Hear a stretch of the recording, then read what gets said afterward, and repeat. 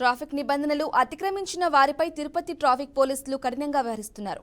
ఈ ఏడాది జనవరి నుంచి జూలై 30 వరకు 722 డ్రంక్ అండ్ డ్రైవ్ కేసులు తిరుపతి పోలీసులు నమోదు చేశారు. వారిలో పలువురు శిక్షలు పడగా మరికొందరికి 60,000 వరకు జరిమానా విధించారు. రోడ్లపై తోపుడు బండ్లతో ట్రాఫిక్ అంతరాయం కలిగించే వారిపై కేసులు నమోదు చేశారు.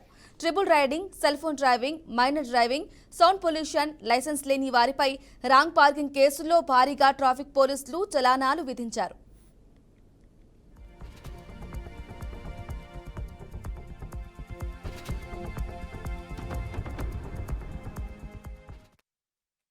Tirumala steels and gold merchant organisation వారు కొన్ని హెల్మెట్స్, బ్యాటన్స్, తర్వాత రిఫ్లెక్టివ్ జాకెట్స్ ఇవ్వడం జరిగింది.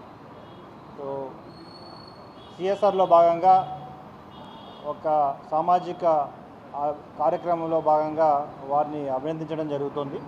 మరిన్ని కార్యక్రమాలు ఇంకా వారి ద్వారా మనం ఈరోజు ముఖ్యంగా ఉన్న మన డ్రగ్స్ని ఇష్యూస్ని కూడా పిల్లలకి తెలియజేయడం జరుగుతుంది.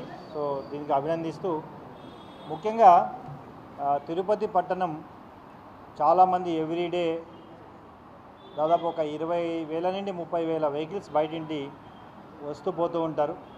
అదే కాకుండా ఈ పట్టణంలో ఉన్న ప్రజలు అందరూ కూడా ట్రాఫిక్ నియంత్రణని, ట్రాఫిక్ నిబంధనలు కరెక్ట్గా పాటిస్తేనే ఒక మంచి ట్రాఫిక్ వాతావరణం ఏర్పడుతుంది.